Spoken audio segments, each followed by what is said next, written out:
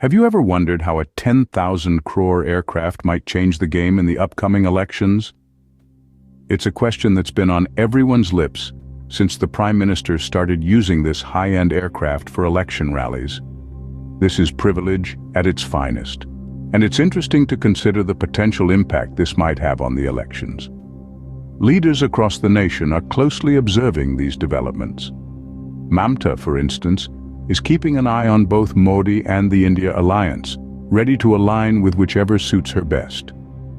Mayawati, on the other hand, is playing a similar game, but with the added complexities of her own insecurities and the ambition of becoming the Prime Minister.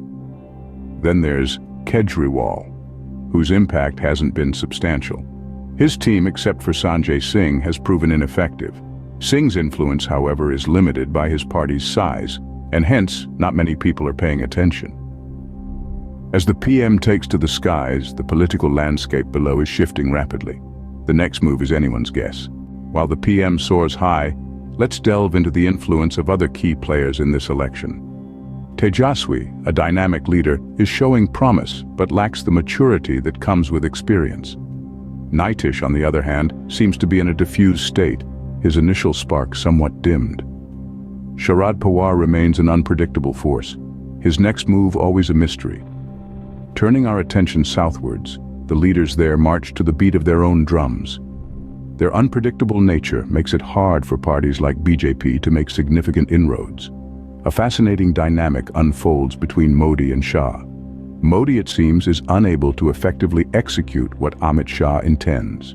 Shah's adamant nature could potentially harm both their prospects. And then there's Rahul Gandhi, residing in his own world. His impact, however, is like an undercurrent that can't be easily judged. Many have underestimated him, and only time will tell what ripple effects he will create. The once shining impact of Yogi has lost its luster, seemingly suppressed.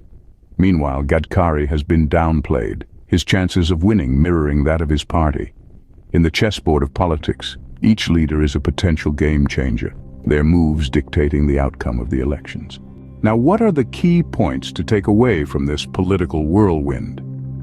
Firstly, the controversial electoral bond issue has potentially undermined Modi's plans, and the fallout will only be apparent when the election results roll in. The Chandigarh issue, surrounding the petty election of a mayor, has cast a shadow on BJP's reputation, leaving a lasting impression on the public.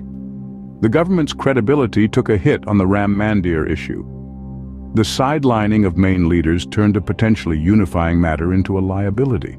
Furthermore, the perceived misuse of ED, CBI, and income tax has been likened to the notorious underworld figure Dawood Ibrahim, tarnishing the government's image.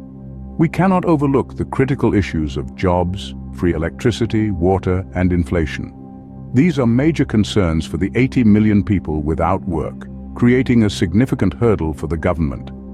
Lastly, the government's international aspirations seem to be overshadowing the pressing national problems. The obsession with international affairs might prove costly if the domestic issues are not addressed adequately. As the election dust settles, these key points offer a glimpse into the political landscape that lies ahead. The Game of Thrones has just begun.